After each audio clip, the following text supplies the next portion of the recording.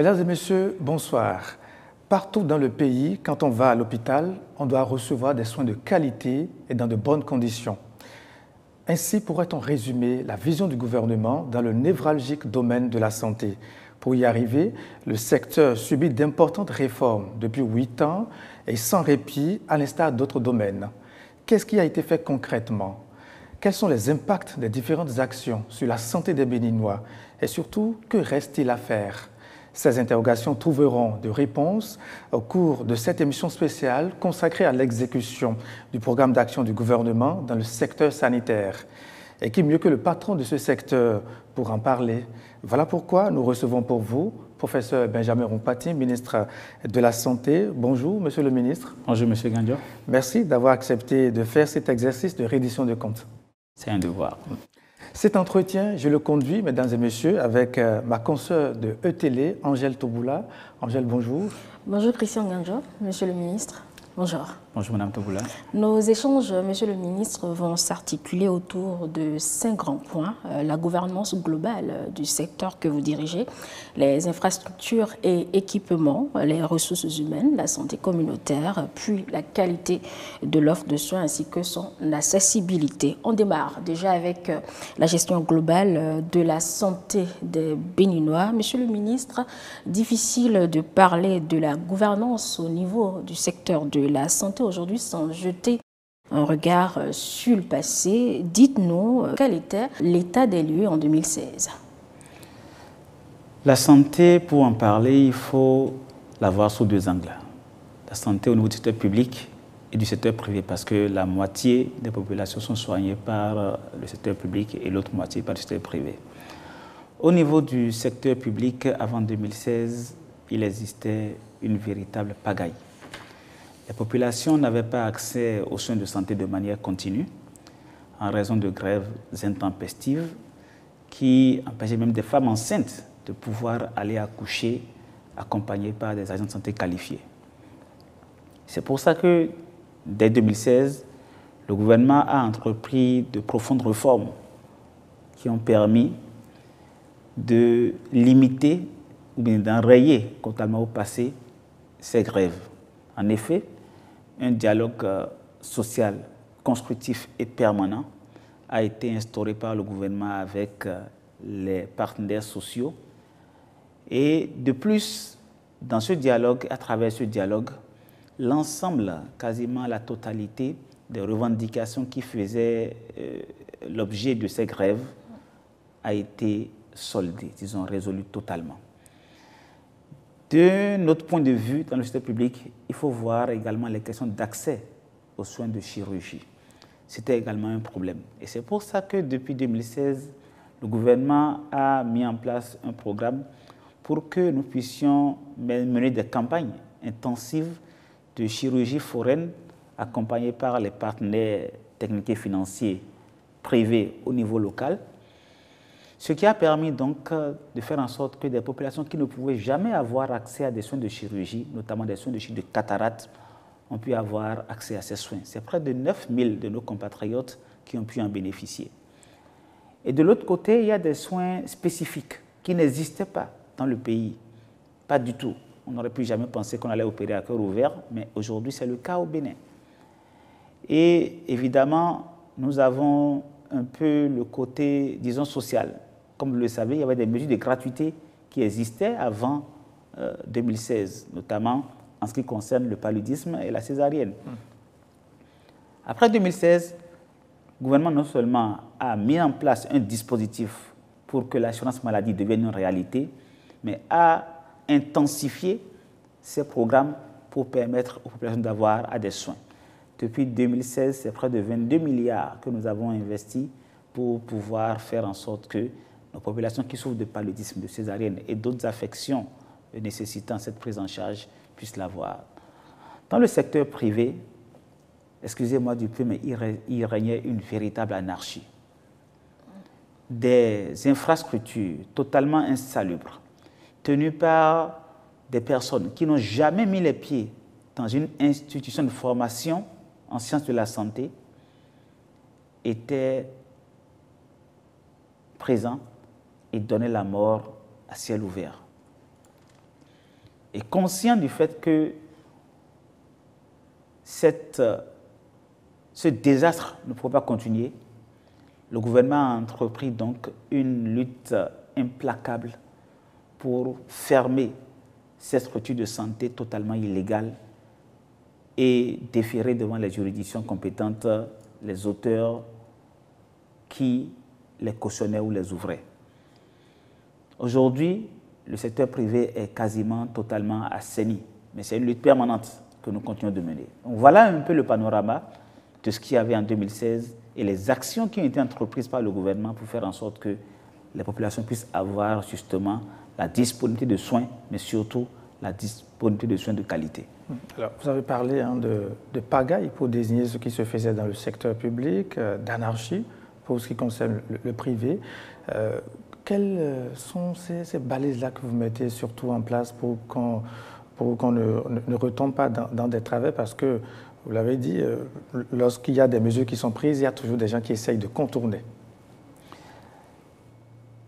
La première chose et la plus importante, c'est que l'ensemble des réformes du secteur de la santé ont été bâties sur un socle solide, c'est-à-dire des dispositions législatives et réglementaires qui permettent que n'importe quel quidam ne vienne pour remettre en cause totalement l'ordre établi. La deuxième chose fondamentale, c'est que nous avons mis en place derrière. Vous savez, l'être humain, il a besoin un peu d'être surveillé. C'est pour ça que le gouvernement a mis en place un dispositif, notamment à travers la cellule de contrôle et d'inspection des structures de santé, qui couvre aussi bien le secteur public que le secteur privé, pour s'assurer qu'au quotidien, ces travers ne reviennent pas dans le secteur. Et comme je l'ai dit tantôt, un dialogue constructif et permanent est établi avec les partenaires sociaux. Parlons justement de ce dialogue et cet encadrement de la grève surtout. Il y a certains qui estiment qu'avec l'absence de la grève, vous mettez la pression sur le travailleur, que certains agents pourraient être amenés à travailler sans motivation comme cela se doit. Quelle lecture vous faites de cette réaction? Pas du tout. En dehors de ce dialogue constructif que nous avons mis en place, nous avons mis en place un cadre pour motiver plus les agents. Je prends l'exemple simple. Quand vous quittez votre maison, vous venez à l'hôpital, l'État a fait en sorte qu'on puisse déterminer à peu près pour un médecin qui doit consulter, combien de malades vous pouvez consulter vraiment de façon raisonnable entre 8h et 17h. Et on a essayé d'imaginer ça. Et on a mis en place une motivation pour que, si vous dépassez ce quota de patients que vous devez pouvoir consulter par jour, par semaine, par mois, qu'on puisse établir une motivation supplémentaire par rapport à ce surplus de travail que vous avez à faire. Et ça concerne également le corps des paramédicaux. Ça, c'est la motivation financière qui est là.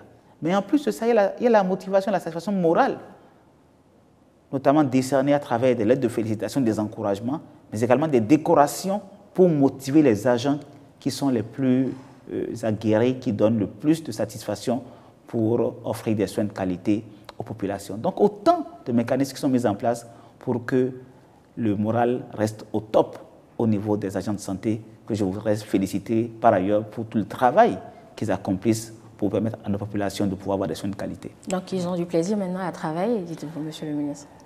Il y a une bonne partie qui se donne à fond. Mais comme vous le savez, il y a quelques-uns toujours qui essaient de passer dans les mailles. Des brebis galeuses. Voilà, parce que l'accueil aussi passe par là. L'accueil passe par là et c'est un véritable défi que nous avons par rapport aux questions de l'accueil. Vous savez, quand vous venez, vous êtes malade, vous venez dans une structure de santé et que vous êtes mal accueilli, votre état s'enfonce. Et c'est un gros défi que nous avons aujourd'hui pour faire en sorte que l'accueil soit de mise dans nos structures de santé. Et par rapport à ça, avec les plaintes, puisqu'il y a un dispositif pour recueillir des plaintes au niveau du ministère, nous veillons à ce que toutes les plaintes qui s'avèrent réelles puissent avoir la réponse adéquate, c'est-à-dire une sanction proportionnelle à la faute qui a été commise, pour faire en sorte que ces questions d'accueil, de mauvais accueil, ou alors de détournement de malades et autres ne puissent plus continuer à courir. D'accord. Alors, Monsieur le ministre, on ne saurait parler santé sans évoquer le plateau technique. Cela fait déjà 8 ans que le gouvernement est en place. En 8 ans, qu'est-ce qui a été fait concrètement? En 2016, quand le gouvernement était venu, en matière d'imagerie médicale, par exemple, il n'existait pas un seul appareil d'imagerie par résonance magnétique. C'est un appareil qui est indispensable pour pouvoir faire un certain nombre de diagnostics. Et quand vous regardez également le parc de scanners, il y avait un scanner au CNHU qui était assez vétuste et qui ne pouvait faire que ce qu'il pouvait faire. Et c'est pour ça que le gouvernement a identifié très tôt le besoin de doter notre pays d'équipements de pointe en matière d'imagerie médicale. Ainsi, le CNHU-HKM a été doté d'un appareil d'imagerie par résonance magnétique de pointe, d'une qualité vraiment assez prononcée. Et nous avons également mis en place au CNHU un scanner de haute performance. Il en est de même au niveau du centre hospitalier universitaire départemental du Borgou. Et là, actuellement, nous sommes en train déjà de mettre en place des scanners de même performance, de même qualité au niveau du CHD d'Abomey à Goho, au niveau du CHUD Ouémé à Porte-Novo et même un autre scanner au niveau du CNHU. Parce qu'il est évident aujourd'hui que pour les grandes structures, les grands hôpitaux, il nous est apparu nécessaire d'en mettre 2 pour faire en sorte que non seulement il y ait une célérité dans l'offre de services, mais également en cas de panne, qu'on puisse pallier vraiment la coupure de l'offre de services. Donc autant de choses qui se voient dans l'imagerie médicale. Les appareils de radiographie, on en a acheté beaucoup, qu'on a mis dans les structures sanitaires. Les équipements de laboratoire, plus de 500 échographes également ont été acquis, multiparamétriques ont été acquis, ont été mis en place au niveau des hôpitaux et des centres de santé. De même, la capacité d'accueil des structures sanitaires, notamment des hôpitaux, a été largement augmentée. Des lits adaptés pour certains services spécifiques ont été acquis et déployés, notamment en service de réanimation. Donc, autant d'investissements qui ont été faits en matière d'équipement au niveau de notre pays. Vous avez parlé du scanner, de l'imagerie également, mais on entend certains compatriotes dire qu'ils sont obligés d'aller par exemple à Lomé pour pouvoir faire certains examens. Qu'est-ce qui pourrait expliquer cette situation? Est-ce une panne au niveau de ces appareils, au niveau du CNHU ou bien toute autre, une mauvaise gestion? Je prends l'exemple type, c'est à cause de l'IRM en fait, parce que les scanners que nous avons, les scanners peuvent faire même des scanners au niveau du cœur. Il y a des examens qu'on appelle coroscanner, par exemple. Les scanners que nous avons acquis désormais, ça va jusqu'à faire cet examen. Donc, au niveau des scanners, il n'y a pas de problème. Au niveau de l'IRM, il y a des équipements complémentaires qu'il faut acquérir pour pouvoir faire les IRM de toutes les parties du corps. Et c'est ces équipements qui sont en cours, justement, qui vont arriver dans quelques jours, qui vont nous permettre de faire en sorte que nos populations ne soient pas obligées encore, avec la présence d'une IRM sur le territoire national, de devoir se déplacer pour pouvoir faire ces examens spécifiques. Je prends l'exemple d'une IRM au niveau des épaules. Ce qu'il faut pour pouvoir le faire n'est pas encore disponible, mais c'est déjà en train d'arriver et c'est une question de jours. Alors, beaucoup d'équipements, Monsieur le ministre, acquis par le gouvernement. Qu'est-ce qui est fait pour maintenir en l'état tous ces matériels? Vous avez posé une question profonde. De tout temps, et ce n'est pas seulement au Bénin, dans beaucoup de pays de la sous-région ouest africaine, les problématiques ne se posent pas sur les acquisitions des équipements. Ça se pose surtout sur le volet de la maintenance. Et vous pouvez être confronté au fait que des fois, des équipements sont achetés et un mois après, on vous dit qu'il y a une panne. Parfois des pannes totalement, de petites pannes, mais que nos ingénieurs, nos techniciens n'arrivent pas à régler et après, il n'y a plus d'offres de services. Et c'est pour ça que le gouvernement a identifié cette problématique comme problématique majeure. Et nous l'avons adressée en créant une agence spécifique, l'Agence nationale de la maintenance hospitalière, qui est dimensionnée à souhait, qui est en train d'avoir les ressources humaines les plus adaptées, qui proviennent de partout dans le monde, et qui puissent justement faire en sorte que les questions de maintenance aussi bien préventives que curatives lorsqu'il y a une panne puissent être adressées en temps réel et sur toute l'étendue du territoire national. Donc aujourd'hui, nous pouvons être confortables pour nous dire, nous n'achetons pas des équipements qui du jour au lendemain vont tomber en panne sans que nous puissions pouvoir les réparer.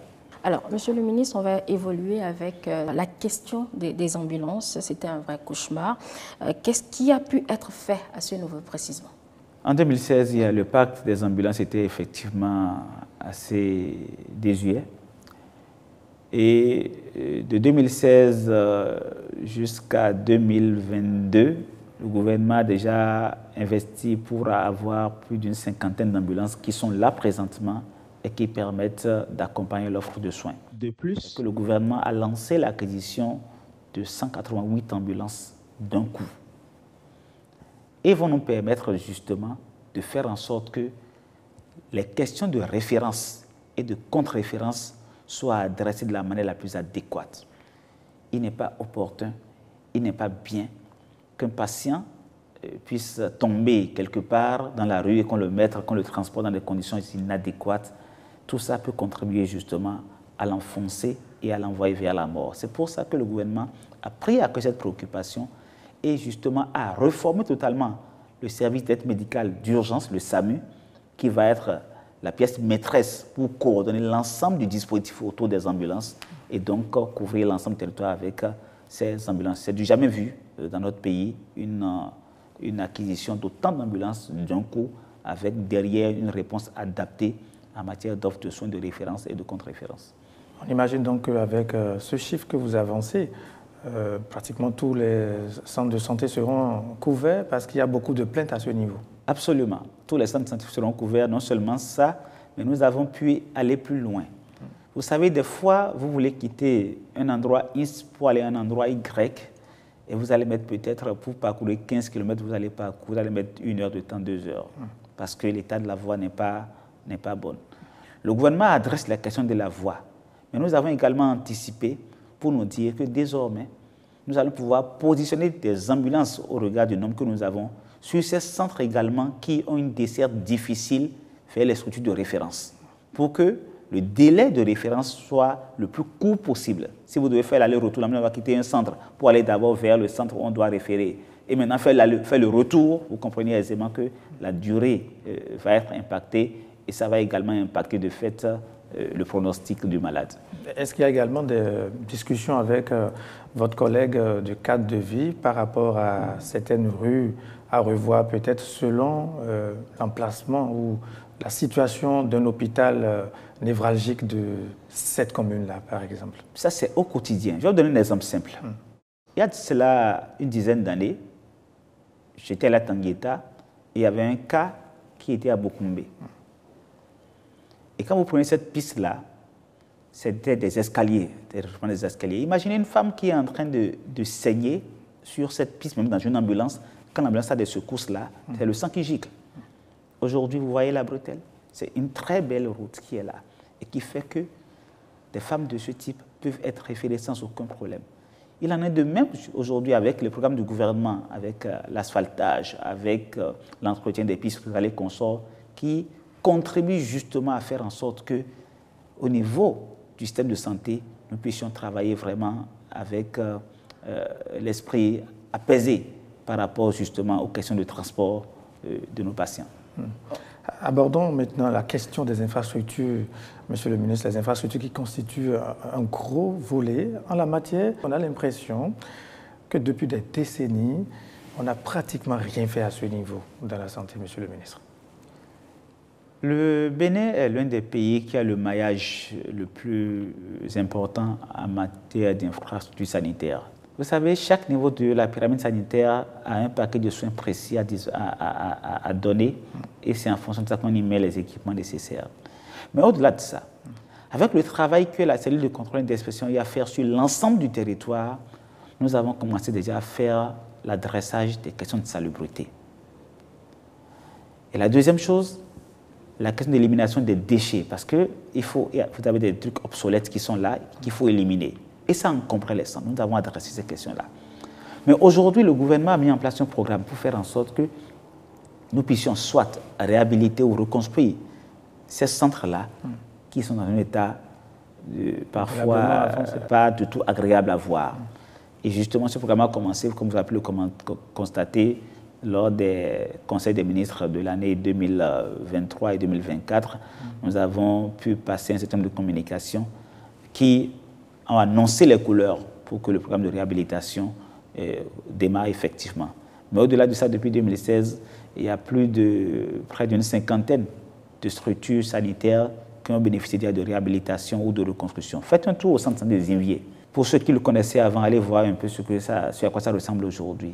Allez à Djaouédémé peut-être, ou bien dans d'autres localités, où aujourd'hui, c'est le jour et la nuit. Vous avez des centres de santé qui étaient là, s'enfonçant dans le sol, même risquant de s'effondrer sur les agents. Nous avons pris à cœur ce problème et nous sommes en train de reconstruire systématiquement un bon nombre de ces centres actuellement. Donc, soyez rassurés, le visage des infrastructures sanitaires est en train de changer et va continuer à changer dans les mois et les années à venir. Mais au-delà de ça, nous avons lancé également la construction de plusieurs autres infrastructures. Je prends l'exemple de l'hôpital psychiatrique du siège psychiatrique de Kialada. Jamais de moi de Béninois, vous n'avez eu un hôpital de cette envergure-là au Bénin pour s'occuper de nos compatriotes qui souffrent de problèmes mentaux. Vous avez fait un tour à Diako, vous voyez l'état dans lequel Diako est.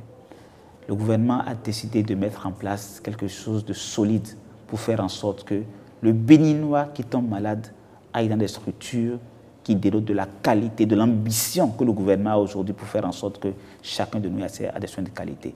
Soyez rassurés, centres de santé, hôpitaux de zone, centres hospitaliers départementaux et centres hospitaliers universitaires bénéficient tous d'une attention particulière. Mais on ne peut pas tout régler. Tout ce qu'il y a eu pendant ces soixantaines d'années, on ne peut pas tout régler d'un coup de baguette magique en quelques jours, en quelques mois, en quelques années.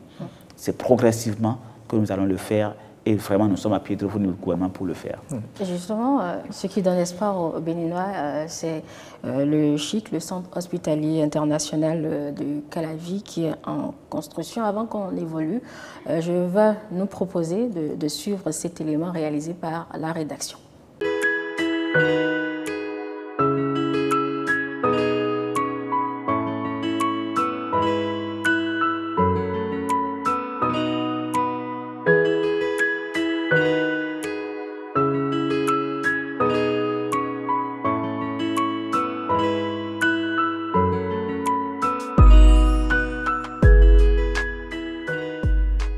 Le CHIC, Centre hospitalier international de Calavi, un hôpital de classe mondiale au cœur de la commune la plus peuplée du Bénin, Abomi-Calavi.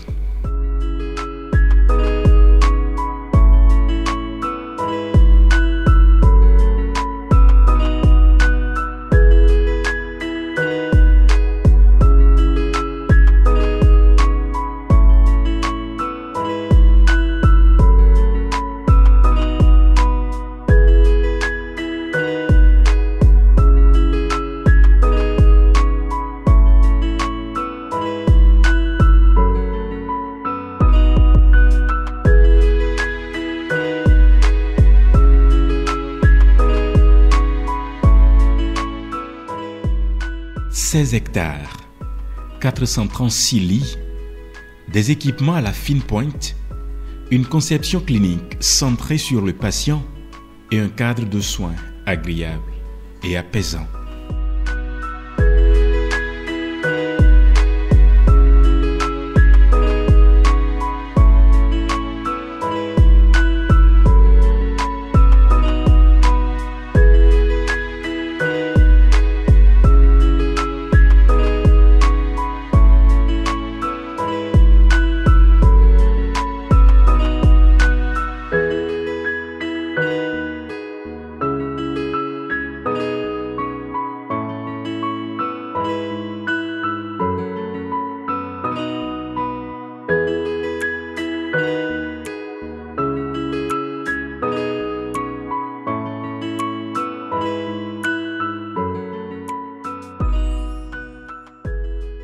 Le CHIC, c'est une dizaine de spécialités dont la curithérapie et la médecine nucléaire, avec une offre de soins très diversifiée.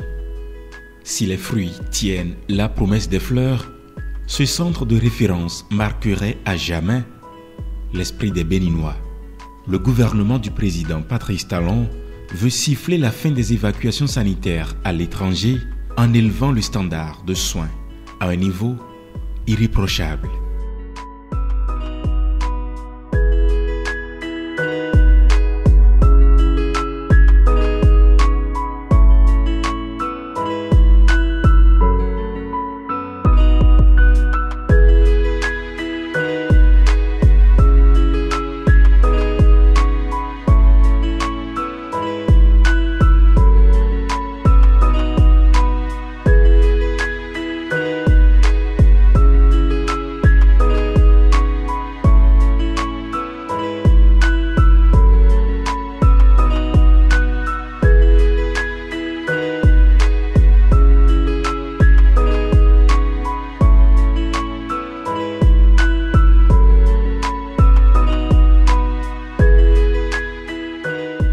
Les portes du Chic, centre hospitalier international de Calavi, s'ouvrent bientôt pour le bonheur des patients du Bénin, de la sous-région et du monde.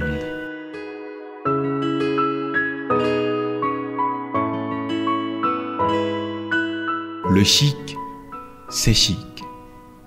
Le chic, c'est ici. Voilà, Monsieur le ministre, on vient de suivre cet élément. Ce qui intéresse les Béninois, c'est de savoir quand est-ce qu'on l'inaugure. Le chic, c'est déjà une fierté. C'est une fierté. Quand on voit ça dans la chair de poule, on se dit, mais où est-ce qu'on est? Est-ce qu'on est vraiment au Bénin? Ou on est ailleurs?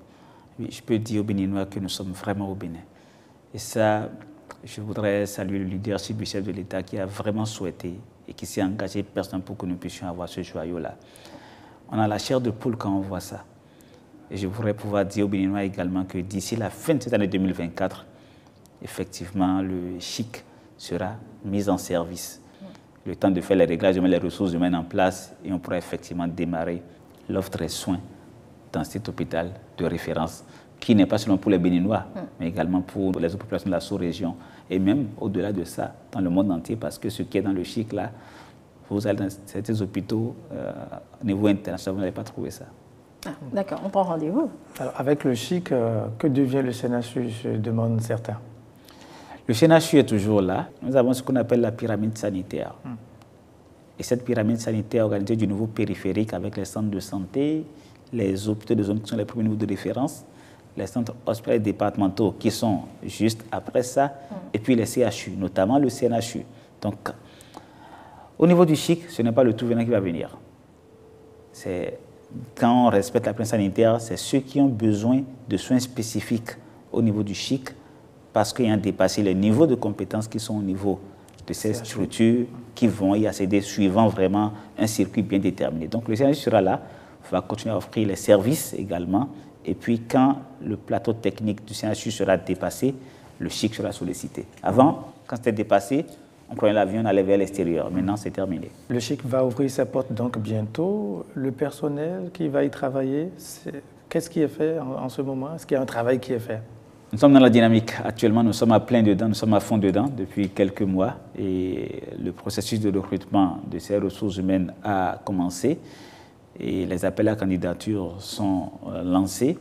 Et donc, partout dans le monde, que ce soit au Bénin ou ailleurs, ceux qui ont envie et qui ont les compétences nécessaires, qui ont envie de venir travailler au chic, ils vont pouvoir postuler et nous allons sélectionner justement ces ressources humaines de qualité qui vont permettre vraiment de pouvoir prester dans cette infrastructure de référence. Et on reste sur les ressources humaines justement, Monsieur le ministre. Quel est l'état des lieux aujourd'hui?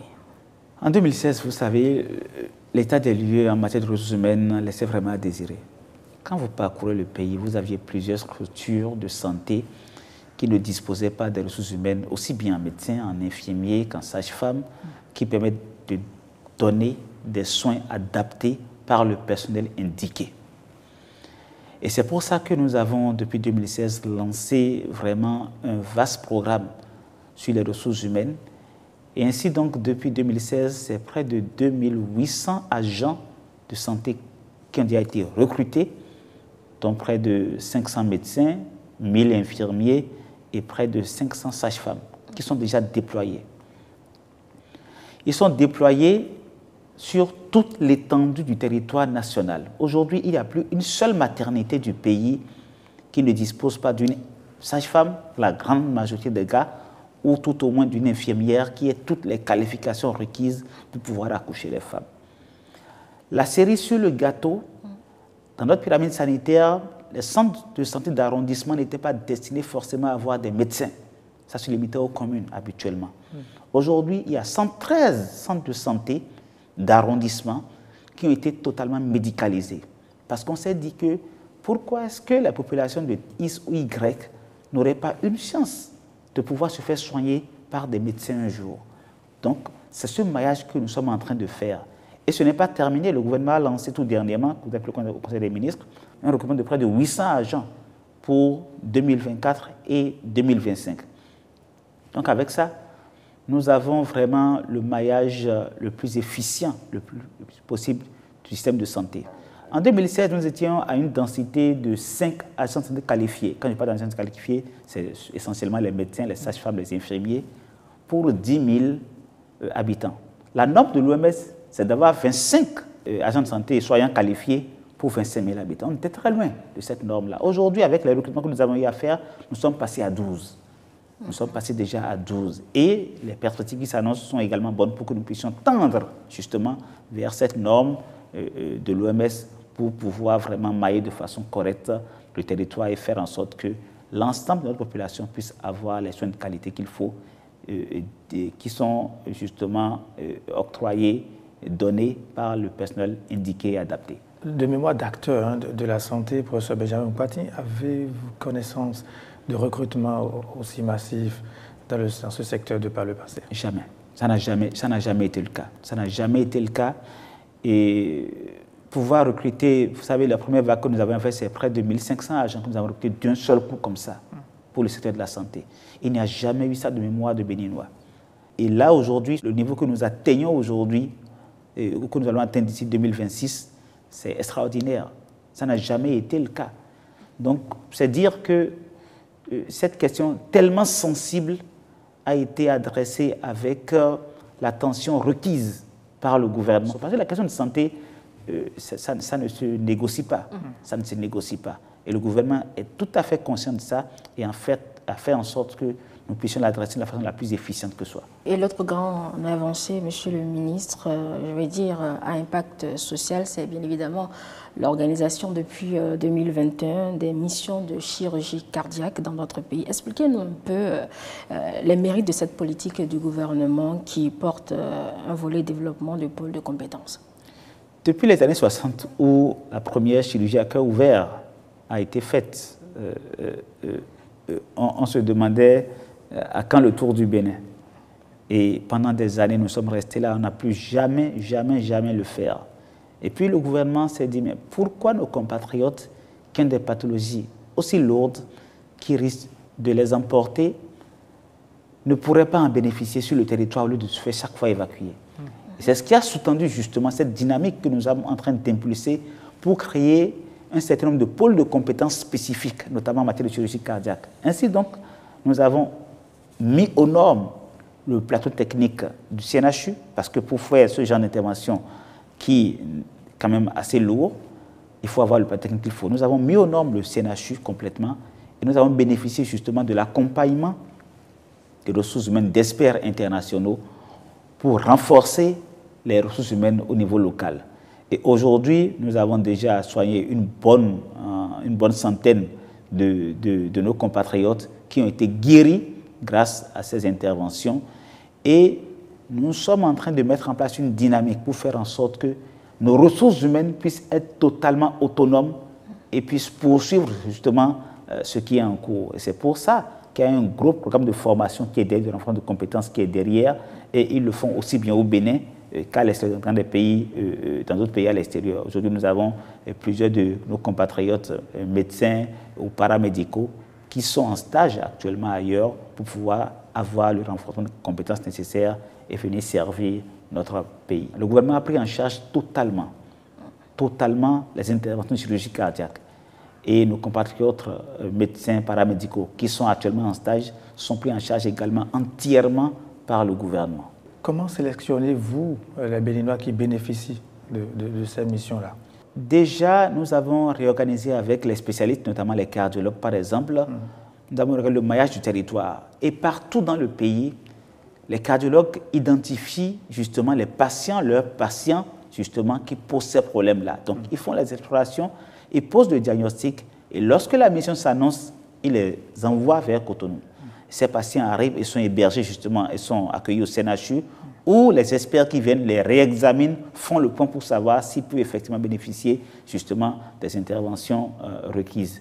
Et donc, c'est vraiment l'ensemble du territoire, toutes les populations, quelles qu'elles soient, quelle que soit leur couche, qui bénéficient justement de cet accompagnement. Nous espérons qu'il y a une politique pour les ramener au bercail une fois la formation terminée, parce qu'il y a des débouchages après.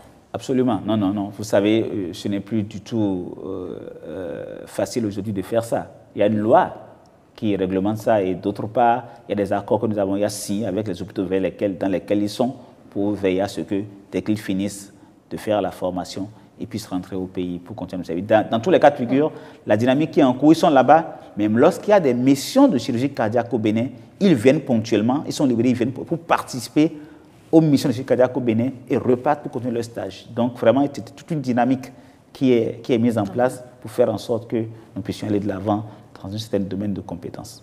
D'accord. Monsieur le ministre, vous l'avez dit, le gouvernement fait beaucoup d'efforts pour assurer une prise en charge de qualité aux populations, mais faudrait-il aussi que celles-ci comprennent les mesures à prendre pour prévenir la maladie, par exemple. C'est tout l'intérêt de la nouvelle politique de santé communautaire. De quoi s'agit-il concrètement? Un début de réponse dans cet élément que nous allons suivre. C'est avec beaucoup d'émotion et beaucoup de plaisir que je reviens encore une fois fouler la terre sacrée de Niki. Sur ces lieux, il y a moins d'1 an, le ministre de la Santé déclenchait une nouvelle politique de l'État, la mise en œuvre d'une autre vision de la gestion des soins de santé primaire.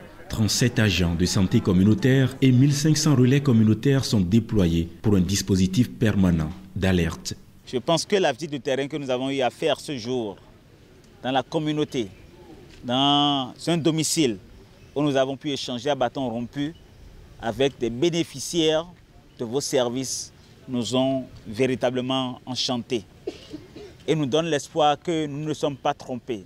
Ni le chef de l'État, le président Patrice Talon, ni l'ensemble de son gouvernement, ni l'ensemble des partenaires techniques financiers, en premier l'UNICEF, qui a été le premier organisme, le premier partenaire à croire véritablement en cette initiative et à accompagner de bout en bout ce qui se passe aujourd'hui à Niki et dans les 5 autres communes de la phase pilote. Les communautés de Niki, Kalale, Banikwara, Bembereke, Sinandé et Malanville, sélectionnées pour la phase pilote, se montrent fiers d'appartenir au Bénin d'aujourd'hui.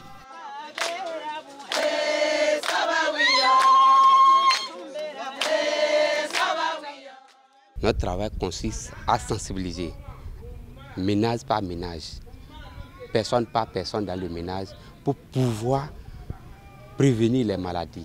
C'est un choix audacieux et ambitieux que d'offrir de façon spontanée un paquet de soins préventifs, promotionnels et curatifs de qualité à chaque ménage.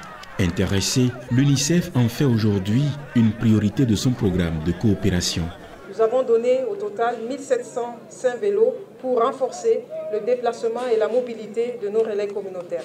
Nous sommes aujourd'hui, au niveau global, confrontés à des enjeux complexes allant de l'accès aux soins de santé pour tous à la lutte contre les maladies infectieuses émergentes. Et je suis convaincu qu'ensemble, nous pouvons surmonter ces obstacles et bâtir un avenir où chaque citoyen, chaque fille, chaque garçon a accès à des soins de santé et à une vie saine, et ce, grâce à notre politique de santé communautaire, à une forte contribution des relais communautaires et des ICQ. L'homme, au centre du processus de développement, en voici une preuve. Retour donc sur ce plateau, Monsieur le ministre. Pourquoi avoir initié une telle politique, une politique de santé communautaire? La politique de santé communautaire qui est mise en œuvre par le Bénin est une innovation majeure qui est scrutée vraiment à la loupe par l'ensemble des partenaires dans le monde entier, les autres pays également, parce que c'est vraiment innovant ce que nous sommes en train de faire. Les problèmes de santé, il faut voir le volet prévention en priorité. Et pour parler de prévention, il faudrait que les populations puissent non seulement avoir les informations adaptées, mais également adopter les comportements les plus indiqués. Nous avons mis en place un système qui est construit de sorte que nous puissions avoir un relais communautaire qui couvre environ 200 ménages. Et ce relais communautaire a à charge de passer de façon hebdomadaire, visiter les ménages de sa grappe. Et l'ensemble des relais communautaires qui sont dans une aire, environ 40 à 60 relais communautaires, sont couverts par un agent de santé communautaire qualifié qui est un infirmier qui les supervise. Et tout ça, c'est digitalisé. Donc, lorsqu'il y a un relais communautaire qui est là avec vous chaque semaine, qui voit les enfants, qui vérifie que la femme enceinte a pu effectivement se rendre à l'hôpital, au centre de santé, pour pouvoir faire sa consultation, que l'enfant qui doit être vacciné a été effectivement aux soins, que l'enfant ne chauffe pas, parce que vous savez ce qui se passe, ce qui se passait avant, les enfants chauffent, on leur fait plein de choses bizarres à la maison, et le paludisme est là, leur globule rouge se casse. Et après, ils viennent à l'hôpital, ils sont blancs comme ma chemise. Pour mourir, il n'y a plus de sang, ils viennent mourir bêtement. Aujourd'hui, avec cette politique-là, plus aucun enfant n'aura de retard, de recours au service de santé. Parce que le relais est là, dès qu'il constate qu'il y a un problème de santé, il interroge ou bien il fait la température, il constate, il appelle aussitôt et il réfère l'enfant si le traitement ne peut pas être institué déjà à domicile par l'agent de santé communautaire qualifié. Donc vous comprenez qu'avec ça, même l'environnement, l'assainissement du milieu est de mise. Il accompagne les familles pour également faire ça. Avec ça, je vous assure, c'est la prévention de la plupart des problèmes de santé que nous avons. Et nous allons également améliorer la fréquentation lorsque cela est indiqué par les populations. C'est vraiment innovant, c'est vraiment majeur et ça va changer totalement la donne en matière de santé au niveau de notre pays. Parce que, comme on le dit si bien, il vaut mieux prévenir que guérir. Et là, nous avons la maîtresse vraiment pour prévenir. La communauté à la base 7 et les zones urbaines. Alors, les zones urbaines, il faut les voir à deux points de vue. Quand vous prenez Cotonou, par exemple, ce n'est pas aisé que les communautés puissent avoir cette pénétrance dans les maisons. Vous êtes à Cotonou probablement, et ce n'est pas la même chose. Donc, au niveau des zones urbaines, Porto-Novo, Cotonou, c'est une approche différenciée. C'est des agents de santé communautaire qualifiés, c'est-à-dire les infirmiers qualifiés, qui, eux, feront office de ça et passeront dans les ménages, justement, dans les maisons, pour adresser la question. Donc, en fonction des milieux, nous avons adressé cette question communautaire avec une approche légèrement différenciée. Alors, est-ce que vous avez des retours du terrain? Est-ce qu'il n'y a pas des résistances de certaines familles? J'étais sur le terrain dernièrement avec la plainte de l'UNICEF. Nous étions dans les 6 premières communes qui ont été adressées dans le nord du pays, à Banikwara, justement, à Kandi, à Segbana et autres. Dans la Liborie. Dans la Liborie. Et nous avons pu mesurer sur le terrain, de visu, toucher du doigt cette réalité et mesurer tout l'impact que ça a. Je vous assure que c'est extraordinaire. Et ça change totalement la donne. Là, maintenant, nous avons déjà 4 autres communes, notamment Calavi, Soava, Abomey et Agbanizon, qui ont également démarré. Donc, c'est près de 10 communes qui sont déjà dans la dynamique, avec 3000 relais communautaires qui sont déployés et 82 agents de santé communautaire qualifiés également qui sont déployés. Et nous sommes dans une dynamique où, d'ici la fin de l'année 2024, c'est près de 12 500 relais communautaires et agents de santé communautaire qualifiés qui vont être déployés pour couvrir l'ensemble du territoire. Et comme ça, nous allons assurer l'équité dans l'offre de ce service. Et cette activité est réservée exclusivement au paludisme ou bien il y a d'autres informations ou d'autres problèmes sanitaires, affections voilà, qui sont évoqués? C'est là toute l'innovation. Avant, il y avait des relais communautaires palus, des relais communautaires lèpre, des relais communautaires poliomyélite, des relais communautaires X ou Y qui étaient dans leurs occupations quotidiennes, qui n'adressaient pas vraiment les questions. Aujourd'hui, le cahier de charge du relais communautaire est intégré. Il y a un paquet d'activités qui passe de la vaccination, du VIH, de la tuberculose, du paludisme, de la santé de la mère et de l'enfant. C'est un paquet intégré qui, là, dans son cahier de charge et c'est ça qu'il adresse quand il rentre dans un ménage. Donc, c'est toute l'innovation qu'il y a autour de cette question. Et évidemment, nous avons été parmi les pays à mettre une rémunération conséquente par rapport à ça, aussi bien pour les relais communautaires que pour les agences de communautés qualifiées. Donc, vraiment, c'est une innovation majeure. Cerise sur le gâteau, le gouvernement fait en sorte que dans 7 ans, les communes deviennent totalement autonomes pour gérer totalement, justement, ces relais communautaires. Le gouvernement va se retirer progressivement, le ministre va se retirer progressivement. Et d'ici 7 ans, c'est les communes qui vont vraiment avoir la charge de la gestion complète de ces relais communautaires. L'objectif à terme serait-il une totale autonomie des citoyens? Absolument.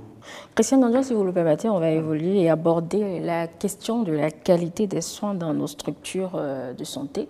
Mais bien avant cela, avant d'aller dans les détails, je vous prie, Monsieur le ministre, de suivre avec nous ce micro-trottoir.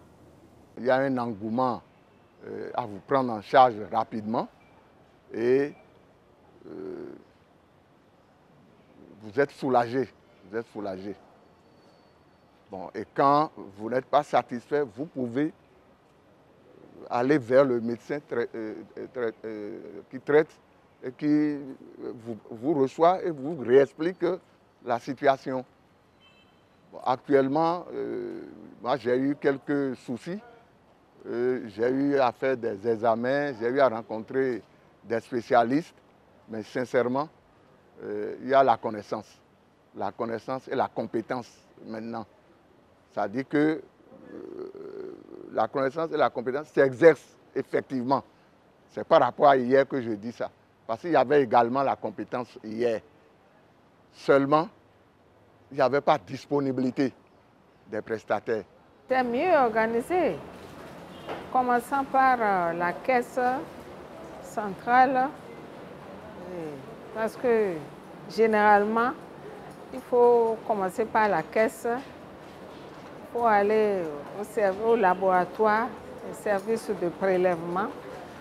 Bon, mais dans ces services-là, j'ai remarqué que on n'est pas déçu. Les gens s'empressent quand même pour bien vous servir. Ma remarque particulière, je ne sais pas si c'est par rapport au nombre d'usagers. Pour certains examens, le rendez-vous se donne dans une date très très lointaine, alors que le malade est là souffrant et a besoin d'être examiné le plus rapidement possible afin qu'on puisse prendre ses soins en charge. Sur le plan propriété, il faut avouer qu'il y a une nette amélioration. Le centre est bien propre actuellement par rapport aux années antérieures. Et en ce qui concerne l'accueil, ce n'est pas encore ça, mais c'est bon, c'est mieux. Ce n'est pas encore ça. Seulement qu'il y a un changement et on souhaite qu'il y ait plus de changements.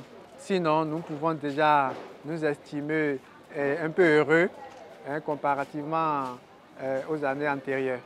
Voilà, Monsieur le ministre, des citoyens qui constatent et valident pratiquement les efforts dans ce sous-secteur de la santé. De quoi fouetter quelque peu votre ego?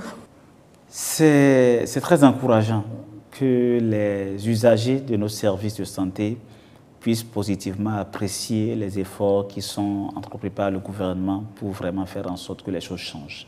Et les choses changent effectivement, même s'il y a encore des efforts à faire. Et c'est pour ça justement que derrière tout ce qui est dit peut-être là, tout ce qui est fait, nous avons une veille quotidienne en mettant en place également des dispositifs pour recueillir les plaintes de ces usagers et les adresser vraiment de façon proactive. Il y a le numéro du ministère de la Santé, le 91 44 44 44 qui est là, c'est le numéro WhatsApp par lequel les usagers souvent posent des problèmes par rapport et qui sont adressés séance tenante en même temps dès que les plaintes viennent. Il y a également les dispositifs internes d'écoute au niveau des structures qui existent également et qui permettent justement d'adresser ces questions. Et nous avons également, comme l'a souligné quelqu'un, veillé à ce que lorsque les populations tombent malades et viennent à l'hôpital, qu'elles puissent y trouver les soignants. Et c'est pour ça qu'en 2018, le gouvernement a mis en place une réforme majeure pour faire en sorte qu'on puisse déterminer qui est dans le public et qui est dans le privé. Aujourd'hui, je pense que la population salue ça positivement et je ne peux que me réjouir de cela.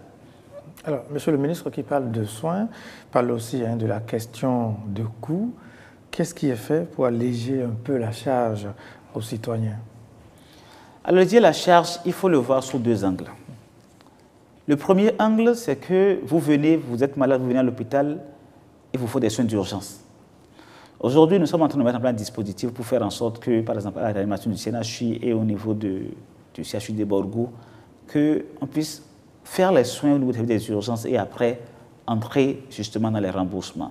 Cela ne se fait pas sans mal. Il y a des problèmes, les gens ne veulent pas rembourser, parfois de très mauvaise foi, mais nous sommes en train de faire en sorte qu'on puisse maintenir la dynamique parce que c'est important de pouvoir octroyer les soins avec ce qu'il faut lorsque les soignants en ont besoin. C'est fondamental. Mais derrière le socle sur lequel demain ça va se construire, ou c'est en train de se construire, c'est l'assurance maladie. Et comme vous le savez, dans la loi portant protection de la santé des personnes, toute personne résidant sur le territoire béninois a l'obligation de souscrire à une assurance maladie. Et les employeurs sont tenus de le faire pour leurs employés. Déjà, le gouvernement a commencé avec les privilégiés de l'État, les personnes qui sont vraiment dans un état où ils n'arrivent pas vraiment à satisfaire leurs besoins de santé, même d'alimentation. Nous avons commencé ça avec la distribution des cartes, un panier de soins qui est assez achalandé, qui adresse non seulement les questions d'urgence, mais les affections les plus courantes dont souffre notre population. Et donc, c'est ça le soubassement le plus solide sur lequel nous allons pouvoir adresser ce volet très important de la couverture sanitaire universelle, parce que l'accès financier aux soins de santé, c'est un volet majeur des trois piliers de la couverture sanitaire universelle. Donc, nous sommes déjà à petit d'œuvre par rapport à ça.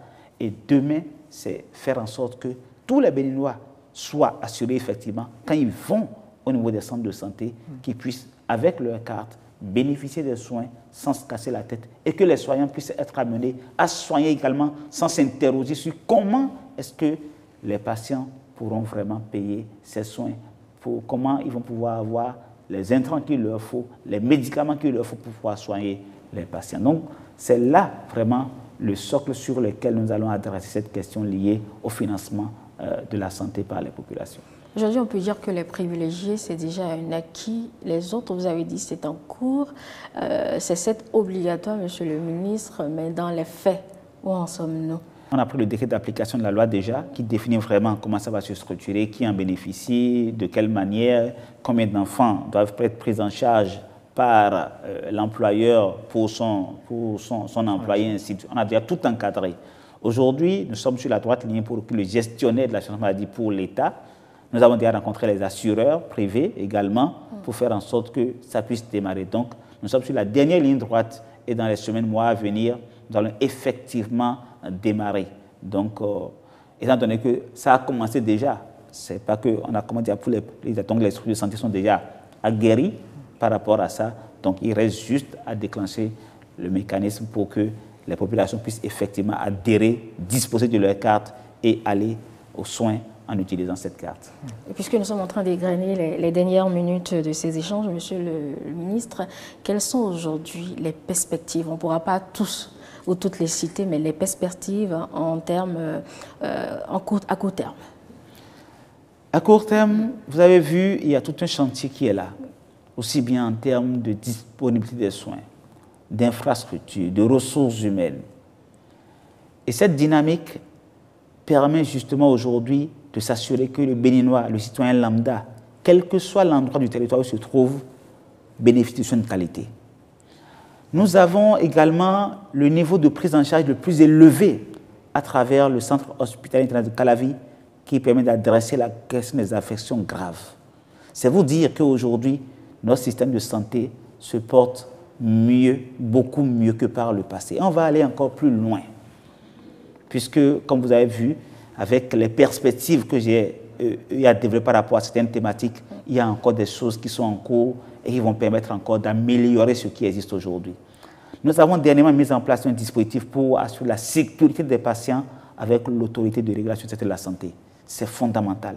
Ça permettra demain que lorsque vous tombez malade et que vous allez dans un hôpital, vous puissiez être sûr que vous allez avoir des soins qui ne soient pas préjudiciables à votre santé, qui vous permettent d'entrer et de sortir vraiment avec une satisfaction totale, l'assurance d'être guéri, d'avoir reçu des soins adaptés et surtout donnés par le personnel indiqué. Donc voilà un peu vraiment ce qui est en train de se profiler à l'horizon pour le secteur de la santé. C'est déjà pas mal, mais ça va être encore mieux demain. Alors, le secteur de la santé, à l'heure du bilan, 8 ans après, c'était donc, mesdames et messieurs, l'essentiel des actions menées par le gouvernement au profit de la santé des Béninois depuis 2016. Avec le ministre de la Santé, nous avons fait le tour des grandes réformes dans son département. Nous avons analysé les impacts et projeté les perspectives. Professeur Benjamin Moupati, merci de vous être prêté à cet exercice. Merci, Mme Merci également à vous, cher confrère Christian Gadjo, pour les échanges. Merci aussi à vous, chers téléspectateurs, de nous avoir suivis. Très bonne soirée.